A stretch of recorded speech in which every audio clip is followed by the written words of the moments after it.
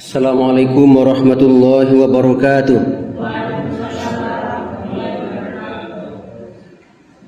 Alhamdulillahilladzi khalaqas samawati wal ardh wa ja'ala adh-dhulumati wan nur thumma allazina kafaru bi rabbihim ya'dilun. Asyhadu an la ilaha illallah wahdahu la syarika lah wa asyhadu anna Muhammadan abduhu wa rasuluhu la nabiyya ba'da. Allahumma fasalli wa sallim ala Muhammadin wa ala alihi wa ashabihi wa man tabi'ahum bi ihsanin ila yaumiddin. Amma ba'du, fa ya ayyuhal hadirun wal hadirat rahimakumullah. Inni usikum wa iyaya bittaqwallah faqad fazal muttaqun. Faqala Allah ta'ala fi kitabihil karim, a'udzu billahi minasy syaithanir rajim. Bismillahirrahmanirrahim. Rabbi shrah li sadri wa yassir li amri wahlul 'uqdatam min lisani yafqahu qawli. Faqala ta'ala aidan fi suratin ukhra, watlu 'alaihim naba'a ibnai adama bil haqq idh qarraba qurbanan fataqabbala min ahadihima wa lam yutaqabbal minal akhar. Qala la'aqtulannak qala innama yataqabbalullahu minal muttaqin. La in basatta ilayya yadaka litaqtulani ma ana bibasiti yadiya ilayka liaqtulak inni akhafullaha rabbal alamin. Inni uridu an tabu bi ismi wa ismika fatakuna min ashabin nar wa dzalika jazaa'uz zalimin.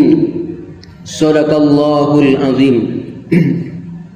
Bapak Ibu jemaah maghrib yang dirahmati Allah Subhanahu wa taala, kajian wirid kita malam ini kita kupas surat kelima, surah Al-Maidah, pada ayat yang ke-27 sampai ayat yang ke-29. Sebetulnya kisah ini sampai ayat ke-31. Ayat ini Bapak Ibu bercerita tentang kisah dua orang putra Nabi Adam alaihissalam yang bernama Qabil dan Habil. Watlu 'alaihim naba'a ibnai Adam bil haqq. Ceritakanlah Muhammad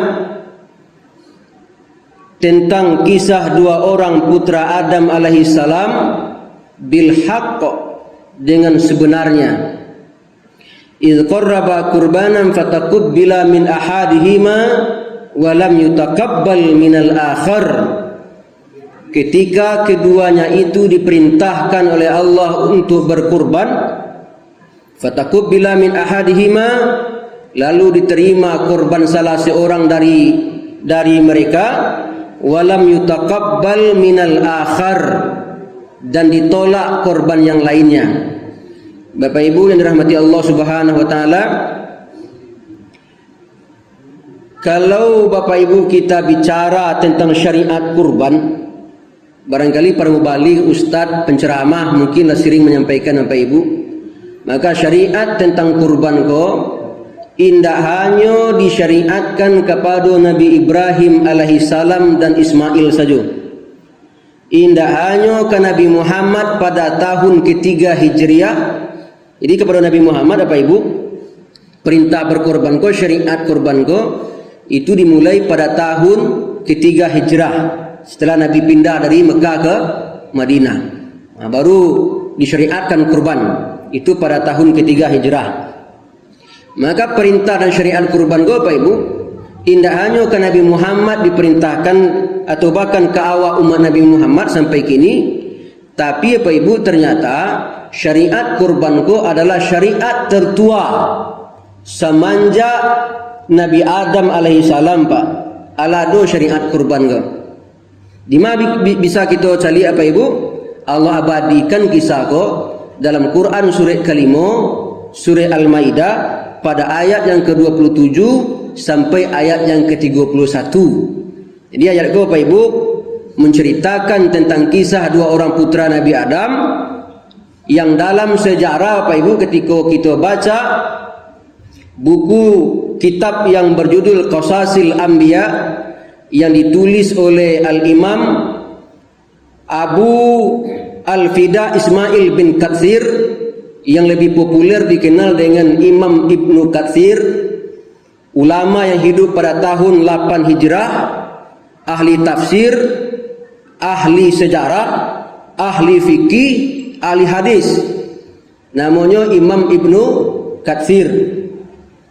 Dalam kitab itu diceritakan, Ibu, Nabi Adam ko istrinya Siti Hawa. Istri Nabi Adam ko, satu riwayat menyebutkan melahirkan anak 20 kali melahirkan dengan pasangan kembar, Pak. Jadi kalau 20 kali melahirkan kembar, anaknya berat, Bu. Sampai 10 orang, Pak. Tapi kata Imam Ibnu Katsir, ada juga riwayat lain mengatakan anak Nabi Adam ko jo Siti Hawa tu berjumlah 120 kali melahirkan dengan anak kembar. Berat, Bu. 200 sampai puluhan. Jadi apa, Ibu? Anak tertua dari Nabi Adam ko bernama Qabil, Pak. Jadi Qabil ko anak yang paling gadang rupanya. Yang paling tertua anak Nabi Adam, kembar, namanya Qabil. Berpasangan kembar dengan seorang perempuan namanya Iklimah. Jadi pasangan kembar Qabil ko namanya Iklimah. Di antara anak perempuan Nabi Adam yang paling rancak, yang paling cantik di antara anak Nabi Adam ko, perempuan, pasangan kembar yang lahir bersama Qabil yang bernama Iklimah tadi. Jadi apa, Ibu? Anak Nabi Adam yang paling rancak siapa? Iklimah. Maka apa, Ibu? Syariat dulu tentang perkawinan ko, Pak, orang kan belum banyak ketika itu. Kecuali kalau gini, ya kan? Syariat perkawinan ketika itu apa, Ibu? Anak Nabi Adam yang lahir kembar sesama lahir je, tidak boleh nikah. Inyo mesti kawin silang atau nikah silang. Maka menurut syariat aturannya, Qabil indak boleh nikah jo Iklimah. Tapi apa, Ibu? Ya kan? Ketika Nabi Adam ingin hendak menikahkan Iklimah jo adiknya Habil, jadi Habil ko di bawah itu, di bawah Iklimah. Lahir di bawah Iklimah, Pak. Qabil tidak bisa terima. Tidak rela alias tidak ikhlas. Inyo merasa lebih berhak. Dek kerana nyo lahir sama Iklimah. Jadi Bapak Ibu yang kita muliakan, maka ketika itulah Bapak Ibu, Nabi Adam mohon kepada Allah petunjuk bagaimana cara menyelesaikan masalah itu. Maka Allah berikanlah satu jalan keluar, solusi dari persoalan itu. Diperintahkan Bapak Ibu yang 2 orang kau tadi berkurban. Diperintahkan berkurban. Maka Bapak Ibu, si Qabil ko inyo ahli di bidang pertanian, Pak. Habil ahli dalam bidang peternakan, Pak. Beternak. Bapak Ibu, maka menurut syariat tadi, Habil yang mesti menikah dengan Iklimah. Tapi apa, Ibu? Qabil tidak bisa menerimanya. Jadi ketika Bapak Ibu dipersembahkan untuk mencari solusi tadi itu, diperintahkan berkurban. Maka Bapak Ibu, singkat cerita, dilanjutkan ayat ini. Dalam kisah ini dilanjutkan Bapak Ibu, idz qarraba qurbanan fataqabbala min ahadihima. Ketika keduanya itu mempersembahkan kurbannya, fataqabbala min ahadihima, maka diterima kurban salah seorang di antaranya. Walam yutaqabbal minal akhar, dan ditolak korban yang lainnya. Korban siapa yang diterima? Habil, Pak. Bakal diterima korban Habil. Pertama apa, Ibu? Ketika syariat perintah korban ko disampaikan di ayahnya Nabi Adam, kayang berdua ko tadi, kanaknya ko tadi, ya kan? Habil apa, Ibu, menerima syariat perintah itu dengan ikhlas menerima, Pak. Bukti ikhlasnya menerima. Inyo carikan hewan kurban dari teranak, hewan teranaknya tadi itu Pak, hewan ternak yang paling bagus, yang paling rancak, yang paling baik, yang paling sehat, yang paling gemuk di antara hewan-hewan ternaknya. Itu yang dikorbankannya. Sementara Qabil, dek karena targetnya bukan untuk ibadah tadi Pak, ya kan? Sehingga mengorbankan dari hasil pertanian tanaman-tanamannya yang indah layak untuk dikorbankan. Apa makna di situ Bapak Ibu? Maka ternyata keikhlasan niat mempengaruhi kualitas ibadah. Itulah sebabnya Bapak Ibu yang kita muliakan, sampai kini Pak, dalam ibadah yang menjadi rukun pertama dalam setiap ibadah itu apa? Niat Pak. Solat, apa rukun solat pertama? Niat. Puasa, apa rukun puasa yang pertama? Niat. Wudu, ibu kan wudu apa ya? Setiap solat berwudu. Apa rukun wudu pertama? Niat Pak. Itulah makanya Pak Ibu, Nabi menyebutkan dalam hadisnya, innamal a'malu binniyat wa likulli ri'in manawa. Setiap segala sesuatu itu tergantung kepada niat. Orang akan memperoleh sesuatu itu sesuai dengan apa yang menjadi niatnya. Jadi Pak Ibu, niat ikoko berpengaruh ke ibadah. Apa buktinya? Kalau orang salah niat dalam ibadah, maka kualitas ibadahnya tidak akan bagus. Itulah yang terjadi pada Habil Pak Ibu, pada Qabil. Sehingga ketikanya diperintahkan berkorban, dianya salah Pak. Ya kan? Nyo terima perintah korban itu karena terpaksa. Tapi Habil Pak Ibu ketika diperintah berkorban ikhlas niatnya. Contohnya kedua Pak Ibu, di antara anak Nabi Adam Pak Ibu ketika mempersembahkan korban tadi, maka Habil mempersembahkan dari harta yang paling terbaiknya persembahkan. Tapi Qabil dari harta yang tidak baik. Itulah sebabnya Pak Ibu sampai hari kini kok, ya kan, dalam berkorban syarat hewan yang dikorbankan itu indak boleh cacat, indak boleh ada aib pada hewan korban itu. Al-auratul, tidak boleh terlihat picak, auratuha yang kelihatan picak hewan itu. Wal maridatu mariduha, hewan sakit yang kelihatan sakitnya. Wal ajfatul la tungki, hewan itu kurus yang tidak berdaging. Ini makanya kini sampai kini berlaku syaratnya Pak. Itulah sebabnya Pak Ibu sampai kini syarat-syarat untuk hewan korban, pertama sehat, tidak boleh sakit, ya kan? Kemudian tidak boleh ada yang cacat pada hewan kurban, yang kulitnya bakuruk. Ini kan ada tuh Pak, kulit hewan tuh kena kudis bakuruk. Nah, itu tidak boleh dikorbankan itu. Yang cacat kelihatan cacatnya. Apa yang cacatnya? Mungkin kakinya patah, ya kan? Mungkin tanduknya patah, mungkin talingonya hilang sebelah, atau mungkin buta matanya. Itu menjadi syariat seperti ini Pak. Tidak boleh hewan korban itu ada yang aib padanya. Nah, itulah makanya Pak Ibu, kita mesti seleksi juga. Kadang-kadang kan hewan korban itu datang mungkin dari pesisir ya. Ada yang dibawa orang dari Pariaman, ya kan? Kemari. Kadang-kadang tiba di situ malam atau menjelang subuh. Ya nak, menjelang subuh. Dibawa itu mungkin dari pesisir itu sehat Pak. Tapi sampai di situ bisa jadi cacat. Ini kan turun-turun dari oto itu kadang-kadang kan tanpa disadari melompat patah kan. Maka ini hati-hati juga kita Bapak Ibu, tidak boleh ada aib pada hewan Apa sebabnya tidak boleh ada aib pada hewan korban? Nabi menyebutkan dalam hadisnya, innaha la ta'ti yaumal qiyamah bikuruniha wa asy'ariha wa auslafiha.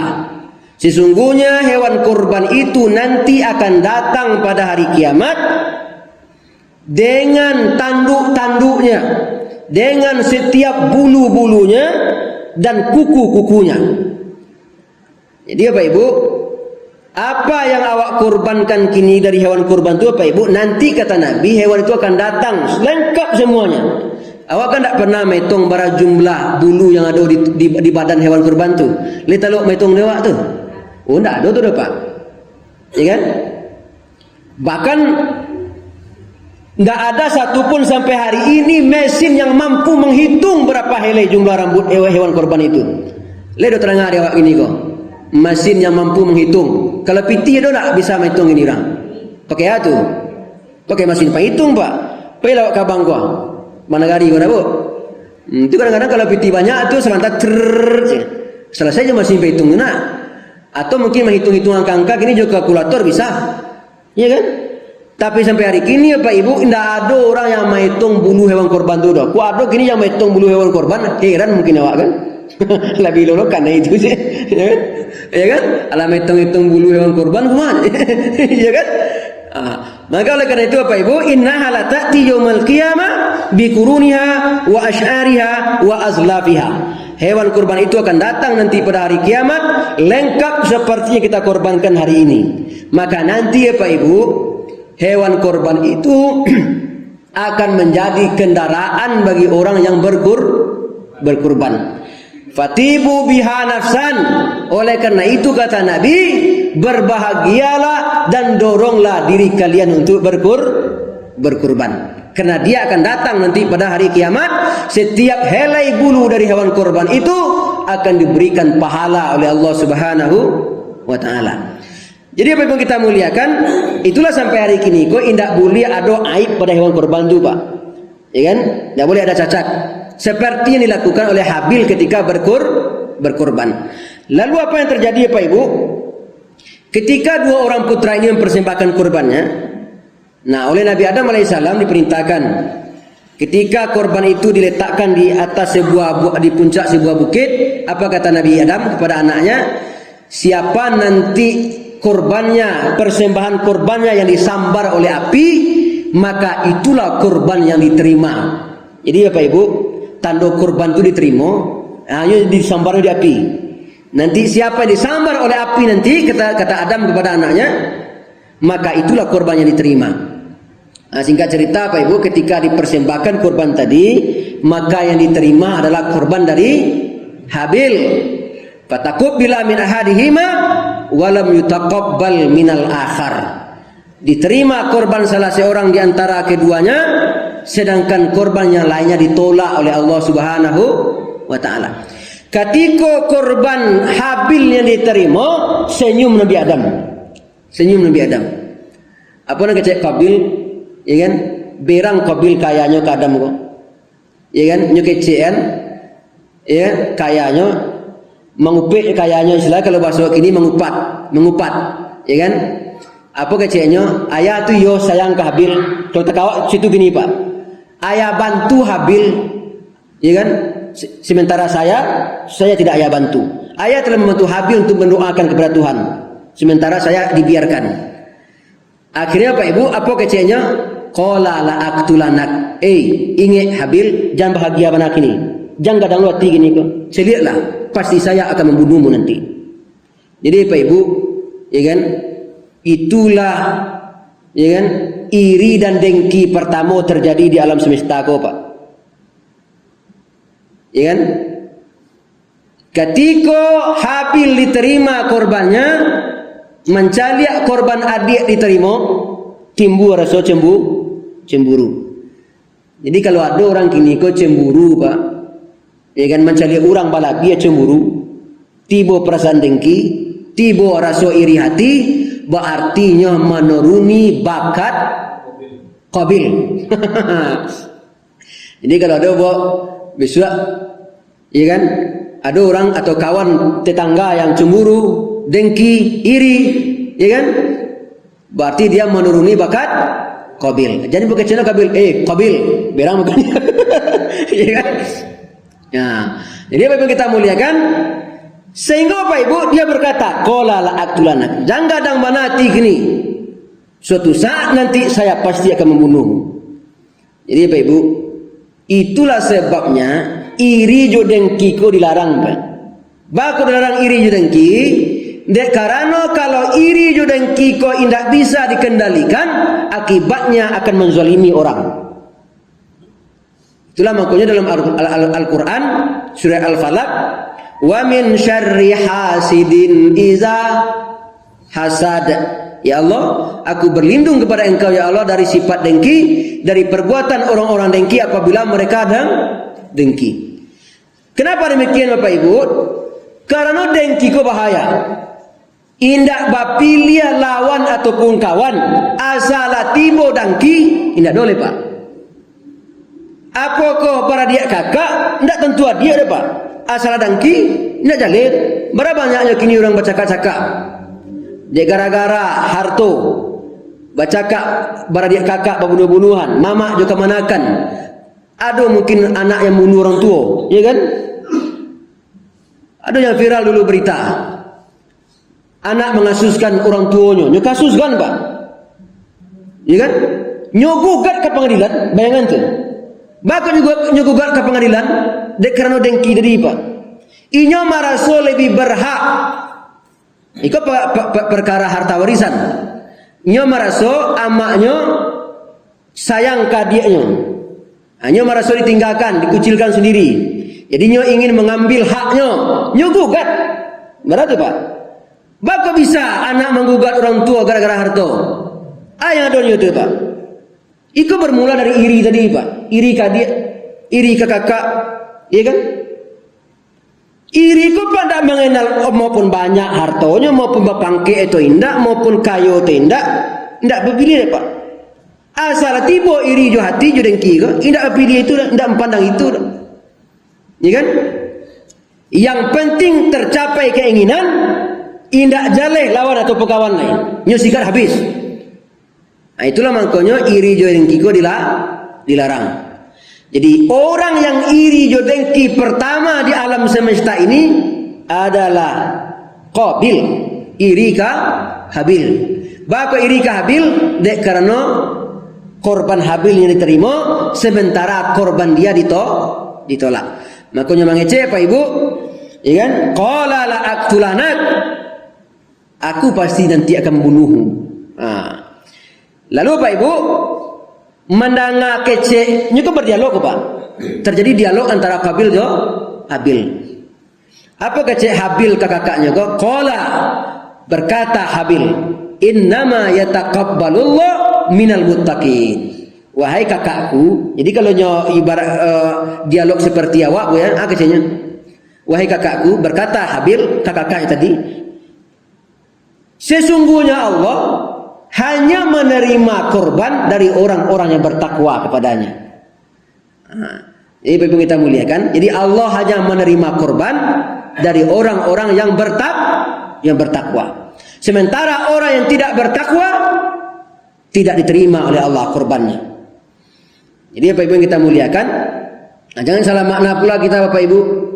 Bukan berarti yang diterima korban Qabil tadi Allah butuh jo persembahan Habil tadi indah.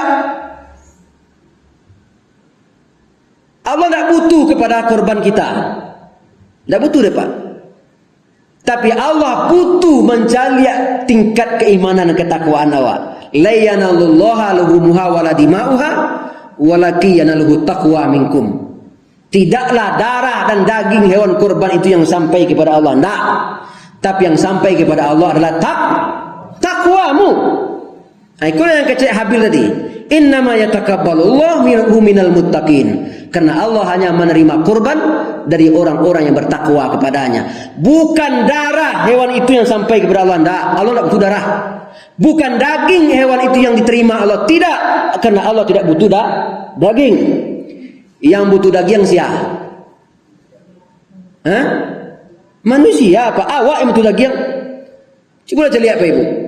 Kalau lain tidak diatur oleh panitia, ya kan terjadi Pak ya di mama sampai ribut Pak, ya kan sering ribut itu masalah korban kok Pak, ya kan kadang-kadang lalu selesai Pak cancam jauh oleh kan, nang kapalonya hilang, ya kan, nang buntutnya hilang, iya tak, hatinya hilang sebelah, Terjadi itu Pak. Ya kan? Tapi alhamdulillah Pak Ibu, di tempat kita diatur oleh panitia. La yanalullahu luhumuha wala dima'uha walakin yanaluhu taqwa minkum. Bukan darah dan daging hewan itu yang sampai kepada Allah, tapi yang sampai kepada Allah adalah takwa. Malah kata Nabi Pak Ibu, belum jatuh tetesan darah hewan korban itu ke bumi, pahala dari orang yang berkorban itu telah dituliskan oleh Allah Subhanahu wa taala. Jadi Bapak Ibu kita muliakan, maka dalam kisah ini diceritakan kemudian Bapak Ibu, niat itu ternyata diwujudkan. Jadi Qabil berniat tadi ingin hendak membunuh adiknya Habil. Niatnya wujudkan niat itu. La in basatta ilayya yadaka litaktulani ma ana bibasiti yadiya ilaika liaqtulak. Apa kece si Habil ke kakaknya? Jadi Qabil Pak Ibu mendatangi Habil. Ini ingin hendak membunuh dia itu. Sebetulnya Pak Ibu kece Imam Ibnu Katsir, ya kan? Bukan tidak sanggup Habil membalas Pak. Kalau fisik kue Habil Pak. Lebih kekar Habil daripada Qabil. Fisiknya lebih kuat, lebih kekar, lebih berotot, lebih bugar, lebih sehat.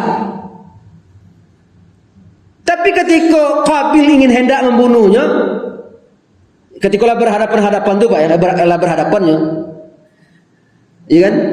Apa kecek Habil ke kakaknya tadi? La im basatta ilayya liaktulak. La im basatta ilayya yadaka litaktulani.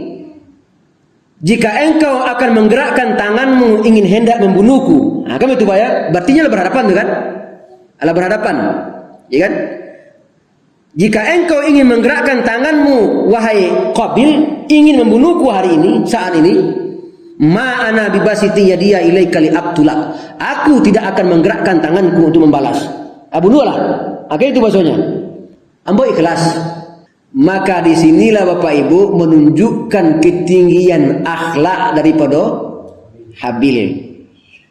Wa atbi sayyi'atal hasanah tamhuha. Iringi perbuatan buruk itu dengan perbuatan baik. Wa khaliqin nasa bi khuluqin hasanin.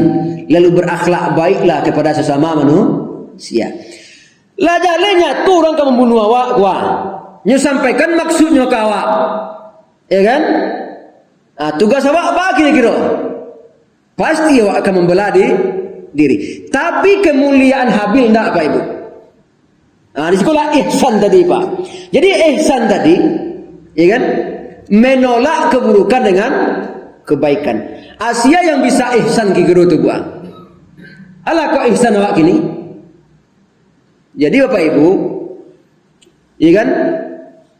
Yang model-model awak go Pak Ibu sulit mencapai makam ihsan tu Pak, itu sulit, ya kan? Makanya manusia terbaik itu kata Allah muhsinin. Orang-orang yang muhsin. Siapa orang-orang yang muhsin itu Pak Ibu? Yang mampu menolak kejahatan dengan kebaikan. Jarang manusianya itu buat. Ya kan? Saya contoh Nabi Muhammad Pak. Nabi Muhammad iya tu Bu. Ketika Nabi pergi sholat lewat diludahi dia orang. Lem boleh Nabi? Hindak.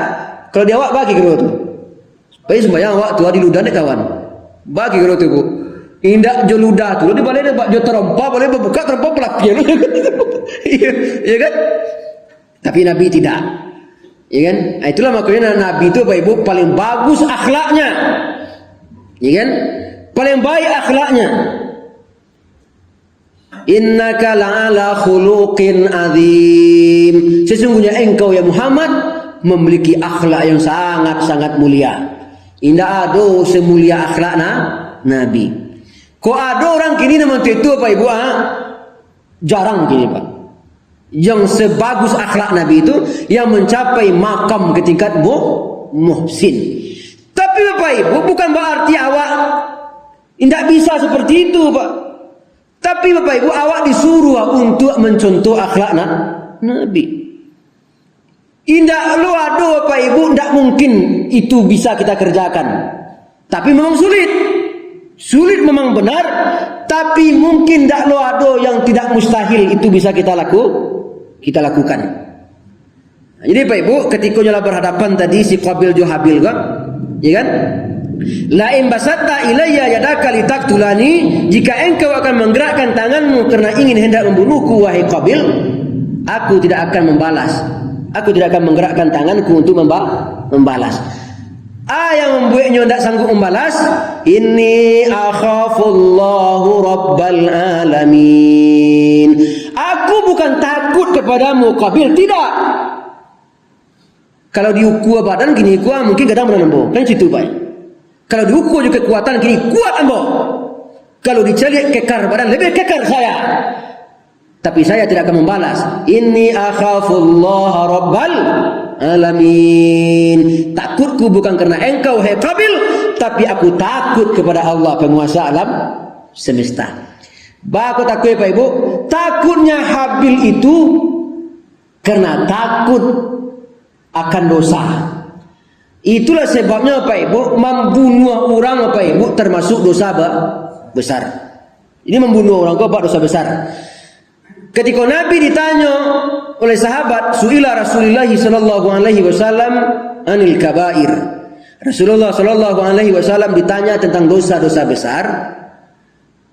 Qala, Nabi menjawab, ya Rasulullah, apa saja yang termasuk dosa-dosa besar itu? Apa kata Nabi? Pertama, al-isyraku billah, mempersekutukan Allah itu dosa besar. Kalau dosa syirik kepada Allah, dosa besar. Tidak ada tempat bagi orang yang mempersekutukan Allah melainkan neraka. Innallaha la yaghfiru an yushraka bih. Sesungguhnya Allah tidak akan mengampunkan dosa syirik, tetapi Allah akan mengampunkan dosa selain syirik. Dosa syirik tidak diampunkan oleh Allah. Innallaha la yaghfiru an yushraka bih. Sesungguhnya Allah benar-benar tidak akan mengampunkan dosa syirik, tetapi Allah akan mengampunkan dosa selain syirik.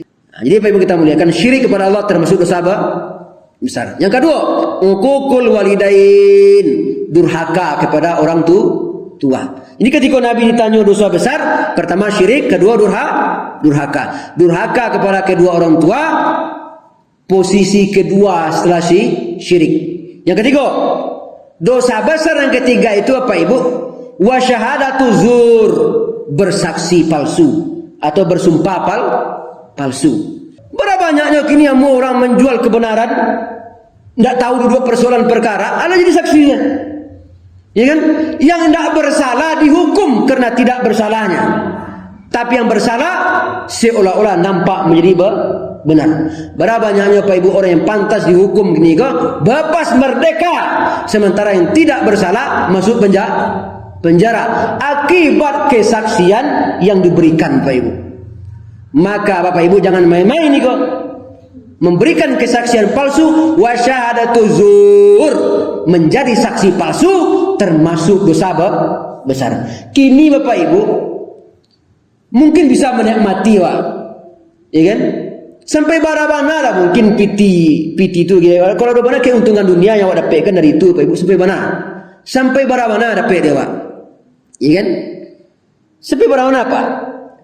Bisa mungkin awak menikmati mungkin sampai umur awak. Le tentu dah para umur awak. Kau ada umur 62 kini Pak Ibu, ya sampai umur 62 tu menikmati itunya tu. Suatu balai. Kemau alai. Mati le Pak. Begitu mati, apa kata malaikat? Selamat datang ya guys. Ya kan? Merasai langsung tu kan? Masuk kubur saja aku merasai sekali itu. Masuk kubur. Jadi sekolah sana masuk kubur. Ada orang mengatakan ketika orang mati itu kan diantarkan ke kubur.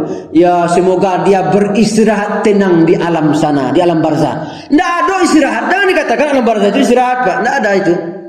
Ya kan? Tidak ada alam barzah itu tempat istirahat. Kecuali bagi orang-orang yang sukses di alam barzah itu istirahat itu Pak. Al-qabru awalu manzilin min manazilil akhirah. Kubur itu tempat pemeriksaan pertama Pak. Kubur itu diperiksa di situ. Tidak istirahat di situ. Tapi kalau lolos di pemeriksaan kubur itu, baru awak disuruh istirahat. Kalau tidak lolos, maka kubur itu adalah neraka, lubang neraka dari neraka. Itu maka ada doa, Allahumma ja'al qabrahu raudatan min riyadil jannah wa la taj'al qabrahu hufratan min hufarin niran. Ya Allah, jadikan kuburnya menjadi taman dari taman. Jangan engkau jadikan kuburnya menjadi lubang dari siksa lubang neraka. Bisa kubur itu menjadi nikmat, istirahat di situ. Bisa kubur menjadi neraka, tersiksa di kubur itu, Pak. Jangan dikatakan dan jangan menyangka, Pak. Jadi semoga almarhum beristirahat tenang di alam sana. Oh, jangan. Ya kan? Maka oleh karena itu, Pak Ibu, yang ketiga, yang keempat kecil Nabi yang termasuk dosa besar itu wa qatlun nafs, membunuh orang, Pak. Jadi membunuh orang kok. Pembunuhan pertama yang dikerajokan di bumi kok siapa yang melakukan? Qabil, Pak. Qabil yang melakukan pembunuhan itu. Darah yang pertama mengalir membasahi bumi kok, Pak, darah Habil. Maka dosa besar itu, Pak Ibu, membunuh termasuk dosa besar. Sini coba lihat, Pak. Barang murah nyuangok kopai melayang. Iya nak? Kini orang membunuh ke murah sih. Gara-gara persoalan sepele membunuh. Iya kan? Gara-gara persoalan utang piutang membunuh. Iya kan? Gara-gara persoalan rumah tangga membunuh. Gara-gara persoalan wanita membunuh. Iya kan? Maka hati-hati ya Pak Ibu, jangan sampai melakukan dosa besar kau Pak Ibu, karena itu termasuk dosa-dosa besar. Ini akhafullah rabbal alamin. Ini uridu an tabu bi ismi wa ismika. Aku kece Habil ke kakaknya, wahai Qabil, aku ingin nanti melihat engkau di neraka itu memikul dosa membunuhku dan dosamu sendiri, karena engkau pasti masuk neraka jahanam. Jadi Pak Ibu, dosa membunuhku dua. Pertama, dosa membunuh orang yang bunuh itu dosa orang tua Pak Ibu akan kita pikul nanti oleh pelaku pembunuhan itu. Jadi saya yang membunuh itu Pak Ibu, dia akan memikul dosa membunuh orang itu dan dosa yang dia kerjakan sendiri, berarti 2 kali lipat dosanya. Wa ashabun nar, karena engkau nanti pasti masuk neraka. Wazalika jazaa'uz zalimin, neraka itu pantas bagi orang-orang yang berbuat zalim. Makanya oleh karena itu Pak Ibu, hati-hati ya Pak, ya, tentang dosa-dosa ini, dosa besar ini, ya kan? Jangan sampai kita melakukan barabana kapaniati ke berang Pak. Naniko jangan sampai di kerajuan, ya kan? Karena ini ya Pak Ibu, di dunia mungkin bisa bebas, dunia juga bisa bebas Pak, bisa lolos, kan bisa lari Pak di pengadilan dunia. Tapi Pak Ibu di akhirat besok tidak akan pernah bisa lolos. Malah dalam hadis Nabi dikatakan Pak Ibu, ini terakhir disampaikan ya. Ketika awak membunuh orang itu Pak Ibu, ya kan? Di akhirat nanti keadaan orang yang awak bunuh itu Pak Ibu akan berlaku sama di diri awak. Andaikan awak membunuh orang dengan cara menggantung, maka nanti di akhirat itu Pak Ibu kita pun nanti akan digantung. Ketika kita tusuk orang dengan 100 kali tusuk pakai pisau Pak, atau awak amuk orang 3 kali amuk pakai pisau, ya kan? Maka nanti kondisi itu pun akan berbalas sama jawab. Itu yang disebut dengan kisas, hukum kisas. Nyawa dibalas nyawa, ya kan? Darah dibalas darah. Pukul dibalas dengan pukul. Maka keadaan itu pasti akan nyata, akan sampai berlaku pada kita. Maka hati-hatilah Pak Ibu, jangan sampai ini kita lakukan. Kiranya sejarah ini menjadi iktibar bagi kita. Tidak ada satupun yang disampaikan oleh Allah dalam Al-Quran ini yang merupakan sejarah, melainkan menjadi iktibar dan pelajaran bagi umat-umat yang datang setelahnya. Terima kasih. Assalamualaikum warahmatullahi wabarakatuh.